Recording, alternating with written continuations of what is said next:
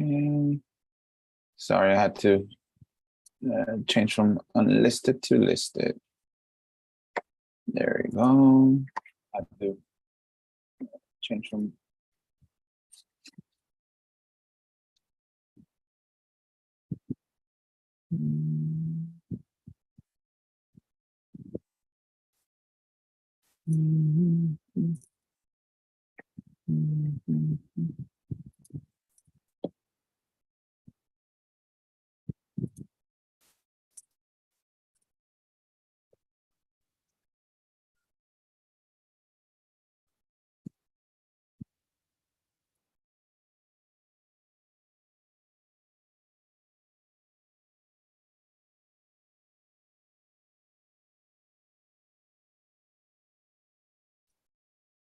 So again, hope everybody had a good weekend. Couple of weekends. Last weekend I couldn't log in.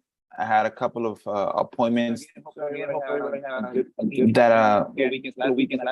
couldn't log in. I had a couple of appointments.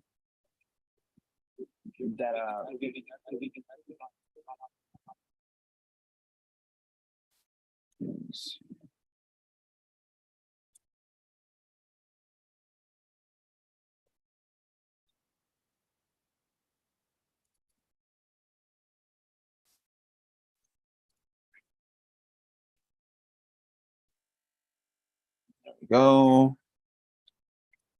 Let me make sure I am here. Okay. It looks like we're live. It looks like we're working. So yeah, last week I tried to make it. I had a couple of appointments during that same time frame, so I couldn't make that 12 p.m. Call. Again, we've been learning about the lease options, about a website, because it looks like it's coming. The lease options, the wave where people are gonna be needing to get out of their houses, because again, everything's gonna be more expensive, first of all. And once everything is more expensive, you can't afford your regular things. And usually these people, again, some of this, again, like I tell people, I'm willing to buy mortgages at the 2% mortgages. I'm willing to what's it called? Let me just text this guy real quick. To pay you to get your mortgage, maybe a little bit more, for your mortgage, because again, gas is up, light is up, any utility is up. What's it called? The general cost of living is up. So if you have a fixed income, that doesn't change. Again, there are some people that get a what's it called, a inflation adjustment check. I've seen them, but not everybody does. Like 99% of them don't. Only great companies allow their employees to take advantage of what's it called, the inflation adjustment check. But overall, they don't. So that means that you can't afford your regular payments. You could afford your regular payments, but since everything went up, your income stay the same. Now it comes to where I can't. I got to do something where I can get away from this what's it called, this mortgage, and that's where we come in. So again, here in Texas, I was on that call that we were at. I was with Nick and Justin. Nick's from Texas. I was telling him, again, he was telling me that more or less the average time frame for a lease option is 12 months, because it's different in Texas, right? And I was okay, we can do that, which is good. 12 months is good to get a buyer in there and then refinance them out. But sometimes it's a little bit hectic waiting and getting the refinance. But you still want to learn the skill where, what's it called? You can talk to a client. Hey, you know what? I think Justin's perfect pitch was, hey, I work for I'm an executive landlord. What's it called? And I'm looking for some properties for my executive tenants. That's different. That's pattern interrupt. That's like, what do you mean executive? It sounds like, oh, it's somebody serious, first of all, and somebody that can pay big money. And we were just waiting. We're just blasting that out, seeing what clients reacted to. And they say, yes, okay, then you work the lease option process, which I'm still learning. I'm used to just doing the what's it called, the owner finance, which works for me. I had several owner finances deals, but it's also always good to have the lease option, because you never know. Maybe you don't want to be in the middle. You just want to be able to get 5 checks, 5K from what's it called, from a lease option check and not stay in the middle. It can be like an assignment fee. You don't have to worry about what's it called, handling the transaction. You just get the seller to agree to a lease option, get the buyer to agree to the lease option with the little incentive with the option fee.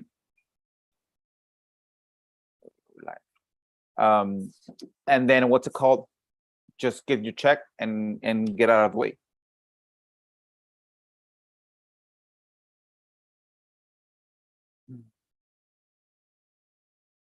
I forgot to change the description. I'll change it later. It's showing up as the lease option. It's okay. So that was gonna be the breakdown. So basically, what I'm gonna do, what I was telling the guys in the group is, you know what? I'm gonna get a website. I'm gonna create a GMV. I'm gonna get a phone number. I'm gonna get a bandit sign. I'm gonna create a Facebook account, a Facebook page. I'm gonna do what's it called, guerrilla marketing through it for lease options. I have to create a new user with an H account. I have to create a YouTube with an H Gmail account. So you see all those layers. What's it? 8 layers are gonna be done. What's it called? Free. It's just a matter of just getting it done. To market, and my website was something about we do lease options in my area. So that's going to be the process of me marketing, knowing what I learned through my my marketing as far as my regular business, implemented into this new concept as far as targeting clients for lease options. It's different. It's a different animal. Why? Because clients, people we're going to be basically buying properties close to what they're asking, maybe a little bit more, just to get the client to accept us. That's what I told clients. There's this deal in that I'm working with where I'm willing to pay the lady an extra $5K as an incentive for her to owner finance me the deal. $5K maybe for a regular investor is nothing, but for them it's like, wow, it's life changing. And it is. I've noticed it. That's why they say never put your mind in your seller's mind, because maybe for you a couple of $100 is nothing, but for them it's a lot of money. That's what we get we get desensitized with the amount of money that we can do on one lease option or one owner finance deal or one the assignment fee that for us, a couple of $100 is nothing, but for like 80-90% of the country, that's a lot of money. That's a lot of money, especially right now where the money's not going as far as before. So wrapping it up, I'm gonna do the lease options. I'm gonna do the strategy that I was telling the guys. I'm gonna do the lease option strategy. I'm gonna target all of Texas, and I just want to do 10 accounts, 10 lease option transactions. Again, I'm gonna target for 10K per lease option transaction. That's gonna be my minimum target. Again, if I get 5, I'll take it. But again, knowing what I know with the gut systems that we teach, we can probably easily get 10K for a lease option. I don't see any big issue as far as not being able to get that, especially if you know how to do the guts and ask the right questions, et cetera, et cetera. Let me just make sure I reply to this text.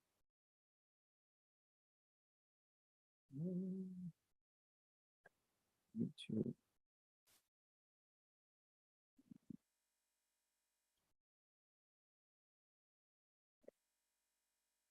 So yeah, that's going to be my target for the lease options, and I'll let you know how it goes. So like I was telling you, that's going to be the way that I'm going to be targeting. The only cost here that's going to be basically the bandit signs. Again, the H accounts are probably going to be like $3.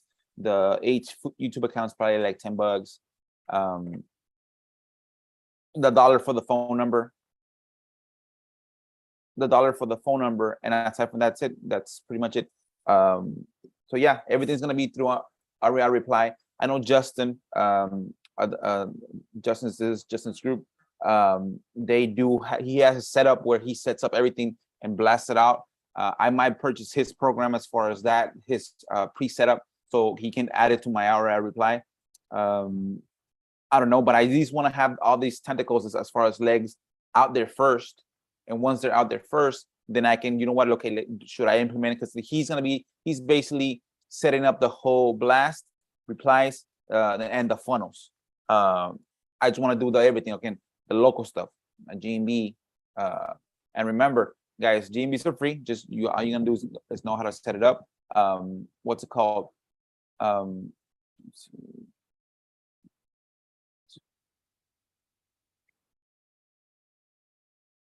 The GMBs are free. The website's gonna be probably $1 and $20 of that per year. I noticed that because I have 30 websites and I had to pay a big chunk for the renewal. But again, they already paid for themselves. The deal that I closed, what's it called? Through the Live Offer 23, it came from that one of the websites. Again, it came from the websites, but it came from the deal where my website was in the attorney's account, GMB account, which is good. But I got in deals again easy because it's the websites I was working for you. And then you have the website attached to a GMB, attached to a YouTube channel, everything correlates with you. So yeah, so let me just get a pen real quick here so that I can follow the week. Okay. So as far as consistency wise, I'm still doing the 25 bandit times a week myself. I do that myself. Again, I got hurt on Wednesday for my leg, so I might have to do it till like Monday, let my leg heal a little bit. So again, consistency, 25K. I opened up another county here locally. The same thing. I went to their website and then I searched everything that I can do online. I got probably around, let's see, show you exactly how many accounts I got.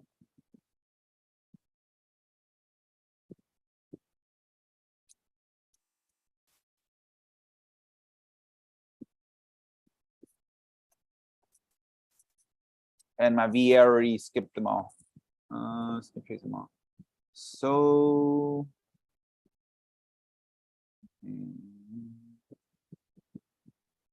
that's why I need a chalkboard. I was thinking of putting it somewhere here. So here, here, to here, so I can write on it so you guys can keep on seeing it. So I got affidavits from Cameron from that county. I got 99 accounts. Lien violations, I got 65 accounts. Liens. List pendants, I got 25 accounts. And then power of attorneys, I got 33 accounts. And these were only for the month of September on. So basically for a month, for almost close to 2 months, I got, how many leads is this? 100, 150, like 220 leads. So now how am I gonna target those leads? I have that set up that I learned from Victor to go back to, as far as, so that I won't have to pay too much with my VA. Basically just blast them out, one every 2 minutes, and pick up the calls live. And then if I'm not able to answer the phone call, wait 5-10 minutes and say, hey, sorry, I couldn't get you on the phone. I'm Alex. Did you get my boss's offer package? It was a green envelope for that property on 123 Main Street. And then that's how the conversation starts. What package? Pattern interrupt. Even on the phone, let me see if I can get a call on the phone where the pattern interrupt comes in. Remember, like I was telling the people that have been on this group before, if someone's willing to sell something, if I want to sell my house and I hear somebody saying they're gonna buy houses for cash, I'm gonna raise my hand. Meaning that you want to have that client give you that 30 to a minute for you to speak, so they can know where. So do you speak clearly so they won't interrupt you? That's where the pattern interrupt comes in. The pattern interrupt comes in. So basically, the pattern interrupt goes like this: hey, did you receive my letter? It was a green envelope with the little gift inside. So what happens to the brain? The brain starts thinking, I did receive a letter. I don't remember seeing a green envelope and with a gift inside. So all that stuff is gonna cause the owner of the house or whoever you're calling, go from here, stop bothering me, to focusing on your conversation. And then you say, yeah, it was a green, it was milk. Again, then you make the story. Yeah, it was mailed to you a couple of days last week on the 12th. It's like, no, I don't remember seeing. Who's this? Oh, I was telling, I'm Alex. See, what happened is my boss, I didn't make up a name. My boss, Todd Smith, he mailed an offer package to that property there on 123 Main Street to see if the owner was interested in seeing an offer for us to buy it from them. I didn't say the we buy houses stuff. No, I just said my boss mailed the letter to see if the owner of that property on 123 Main Street was okay on seeing an offer for my boss Todd to buy it from them. Remember, now they're literally listening to your whole sentence without dismissing you. The way that what I mean by dismissing you is that it's like when you go to the store. Let's say you go to the store to buy clothing, right? And there's people that work there and say, hey, yes, how can I help you? What's your instinct to answer to them? What is the instinct response?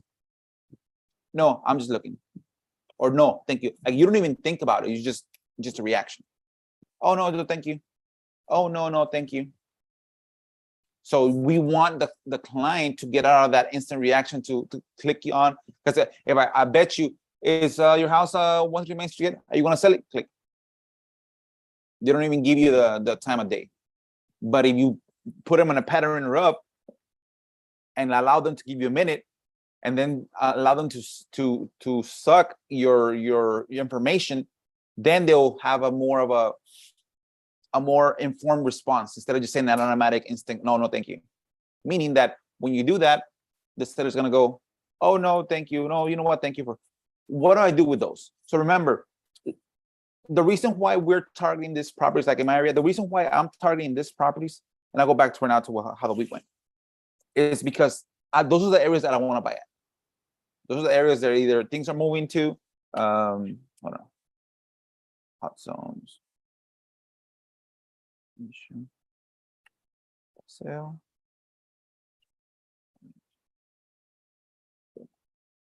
Okay, those are the areas that I know that that's where the market's going. So yes, people say, oh, as soon as they don't bother. If they said no, don't bother with them. Remember, there's a reason why I targeted there's at least one reason why I targeted them as a client. Some might have 2 or 3 or 4 reasons, code violations, etc., etc. But once I get a verified owner and he says no, thank you. Remember, all these conversations are real nice conversations. They're not like, oh, fuck off and leave me alone, because you're giving them the time of day to tell them, hey, we mailed you a letter. Did you get it by any chance? And I wish I can pull it up fast where I get those conversations so you can hear the conversations that I have with them. Usually a couple of minutes. They're fun conversations. They're not what's it called, mean conversations. Let me see if I can pull it up. But what they do is that as soon as I get that client saying that, let me see this one.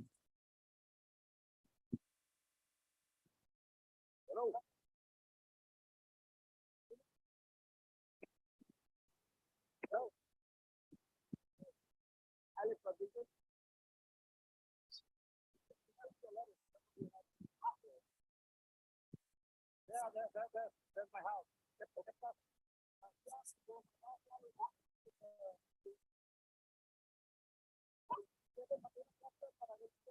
Okay. So what I do with this property is, as soon as they say it is a verified owner, that is their house, but they don't want to sell, I just put them on a 6-month, 3-month follow-up. Because I know for a fact that is his property. That is one of the properties that it's within my hot zone area. So I don't let it go. Just, oh, thank you thank you for answering me. I'll let Robert know. And I can always target them either through the same phone number or use another phone number. Now that I know it's a verified owner, so now I don't have to waste telling it's a you or not. I already have a conversation, and the thing that I love about Aria Reply is that it's the saves the conversations there, so I can always click on the conversation or click on the what's called on the recording, and I can hear myself how did the conversation go. So again, that's what I do. As soon as I say that, once I get the hot zones, once I target the hot zone as far as my leads, and I get the pattern enough for them to hear me out, and they say no, thank you, I just keep on a 6-month follow-up, and I touch base with them down the road. So again, that's part of, once you get a verified owner, don't let him go until either he passes away or he sells it to somebody else or sells it to you. You don't never, as soon as you have a verified owner, I myself never let go of that client. So yeah, was that. So again, we got 220, going back to leads, 220 leads that I'm going to be targeting through an RVM, one every 2 minutes, answer them live, pattern interrupt. If they say yes, perfect. No, they don't want to sell. If it's the owner one, they don't want to sell, put it in the follow-up, take them off. Now they're no longer going to be on an automatic RVM. They're going to be on a manual that I do. Maybe I should do what's it called, automatic, but for now it's manual follow-up. If they say no, it's the wrong number, then I tag them as wrong number. And now those that I know that have been either RVM or cold called and they're wrong numbers, those are properties that I need to download from the system and try to get another number so I can re-update them and hit the person. Because remember, people say I ran out of leads. No, you don't. If you get 1,000 leads, you probably will skip probably 700, and out of those 700, probably 400 will be the verified owners. The rest of the 300 are not verified owners. So you need to be able to track those so you can skip tracing. So, and again, Hidalgo, let me see how many accounts I have in Hidalgo that I need to upload.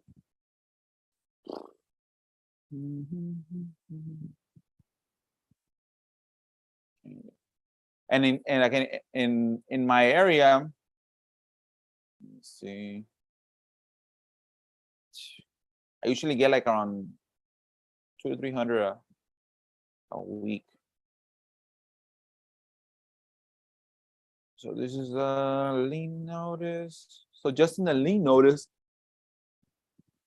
3,026 minus 3,098. So that's 170 just in lien notice. So usually, again, this is a big load of accounts. But usually for city liens, I probably get around 50 a week or 50 every 2 weeks. So I probably got like around 280 accounts, to 380 accounts this week from she's script tracing. So then going back, I get all those accounts, I tag them correctly, make sure they're either lien violations. Again, this one I have, it's the lien violations, the tax transfer liens, the affidavits, the probates, the federal tax liens, the divorce, the wills, the modifications, the power of attorneys, the list pendants, which is the trustee substitute trustee changes. I get all those. There's probably like 8 accounts, and then I upload it, and then I blast them accordingly, and I put them in the system, answering live. Again, I have my burner phone here where I answer them live always. And again, I was able to buy a new phone because I love how I can do a lot of things with RR Reply, the app itself. It's real intelligent, so that I can basically do my job when I'm on the phone instead of just waiting for my laptop. I do have my laptop all the time, but it's always good to be able to do it at ease. One thing that I always wanted is I have 7 numbers on my RR Reply. That's 7 numbers, so 7 different accounts, right? I don't know how to do this with the system, but again, that means I have 7 different users. So that means that if I'm logged in as user 1, in order to me to reply as user 2, let's say I'm doing a follow-up, because remember, I follow up, like this week I had, let's see, like right now I still have to follow up for this week. I have 6 more accounts to follow up, but it was 120 at the beginning of the month. But they're not, I reached out to this client, not all of them with the same phone number. Some might have this number, some might have this number, some might have this number. So my issue with this is like, well, if I want to do it fast and I want to reply fast, but I can't reply from the login that I have. If I have login 1, but I reached out to this client with login 3, in order for me to, again, I don't know how you do this aside from the way I found out to do it.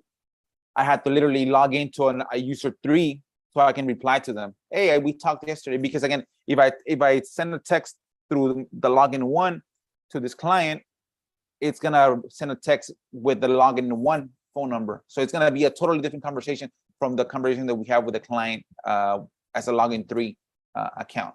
But I was able to find a way to do it without having to do it through a trigger. Basically set up a trigger that if I what's it called, if I put the information on the contact source from the main page, and I do a trigger and I said blast text, it'll use the contact phone number to blast the text that it's on the contact source.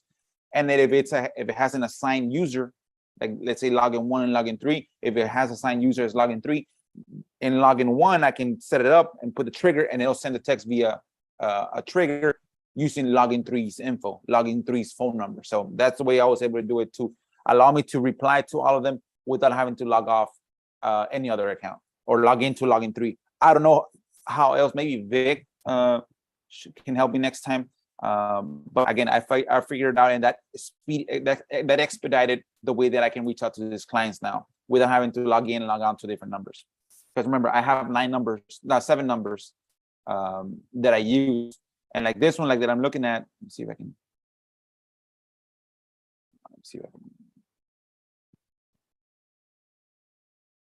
It blocks everything, but that's weird. But you know what I mean. It has, now I can reply to the client using logging into one login, like login 1, but I can reply with 7 different numbers. I hope that makes sense somehow. So that's another hack that I did this week through the auto reply to expedite the way that I can reach out to my clients. So again, going back to the week's progress, it was the 220 accounts that I got to set up and add them to auto reply for the other county. The 200 to 300, she just finished today. So basically for the rest of, since like 9 in the morning when she finished the skip tracing, from 9 to 12, she did the guerrilla marketing, which basically posting online. So she was able to do that, which is good. Now my duty is to add these accounts over the weekend and put them and blast them once every 2 minutes. Just keep on blasting them, maybe switching other numbers. I only try to keep 1 or 2 numbers because the reason is that it's faster to the via, where I don't have to create a new campaign. I just put them there. And I've noticed what I do once in a while, I call myself from my phone number to see if, when I can get the call from that specific number, is it a scam? What's called likely scam likely or whatever. I don't want my numbers to be considered scam likely. I want my numbers to be regular numbers so they can answer them, and there won't be any bias towards my phone numbers. So again, the leads from that county, the leads from my current county. I'm gonna do the website. I already bought the website. I just need to set it up. I've been looking at other websites to mimic them. I gotta set the GMB and all that stuff. So yeah, that was basically the target. Now, the deal that I had, but I forgot, I didn't update correctly. I had a deal that I was gonna buy for 20,000. The lady never replied to me. I kept on telling her, hey, I need the affidavit of ownership questionnaire so I can prepare it. She never answered me. Boom, auction came in, it sold. It sold at a sheriff's auction. Let me see if I can show it to you. So basically, the guy bought it, but if you know how the XC's process work, the owner has some time to basically be able to redeem the taxes and get the property back. So if you buy it at an auction, again, don't assume that the seller cannot what's it called? Don't assume the seller cannot get the money to pay you back. So this is what this guy did. Usually you have to, I think it's either 6 months to a year or 2 years, depending on where it lands, which I'm gonna figure it out. The seller, the owner that got the property taken away can pay you back, pay the county back, and then the county has to refund you the difference. But this guy, he didn't even wait. He demolished the property. And he bought this property for what was it, 46,000 at the county.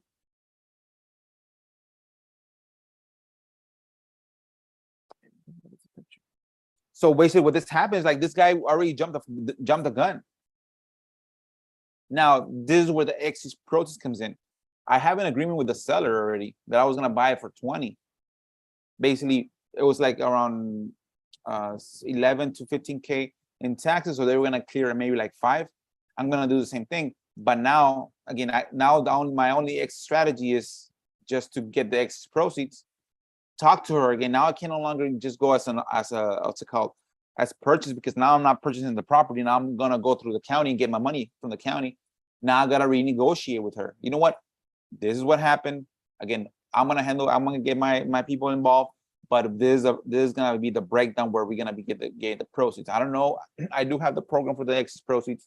I don't know in Texas if there's a percentage that we can get 50% or etc. But again, I'm gonna have to find out by doing how to do this excess proceeds. And now it's sold for, let me show you the picture. I looked for it, but I couldn't find it the first time, but it has to be here because it's not on my other phone. Right here. See, so you guys see here.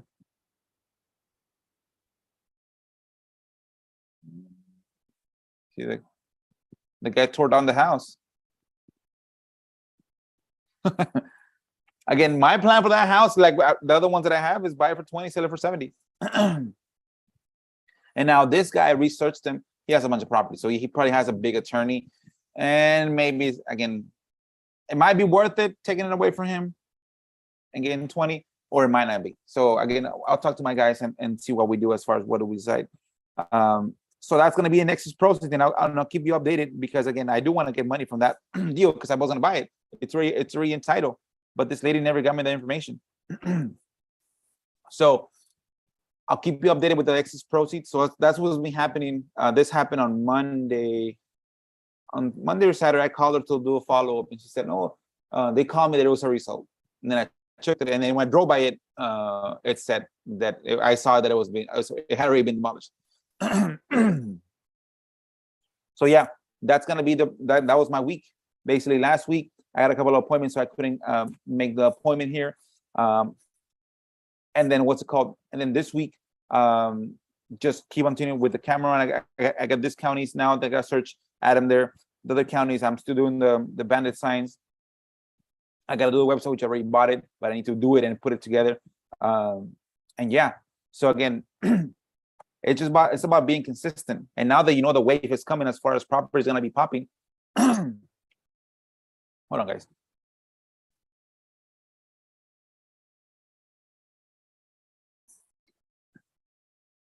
I'm choking here. So now that you know, again, this is where you have to be able to have your ear to the ground. Now you know that they're coming. It's not a matter of they are or not. They're coming. The flood of properties are going to be coming into the market because of non-payment are coming up. So you got to prepare yourself. Now, again, the way that I'm going to prepare myself, it's going to be the website. I already have a website for foreclosures. That's one thing. But now I'm going to be targeting the for sale by owners, because before they go into what's it called, the pre-foreclosures, they always what's called try to do the for sale by owners. They put it on Zillow. So I'm going to be targeting Texas now. So it's going to be the website. That's one way to target it. I know how to do it. GMB, that's 2. YouTube, that's 3. Facebook page, it's 4. Facebook Gorilla, it's 5. What else did I say? The bandit signs in some specific areas, it's 6. What else? I mentioned 8.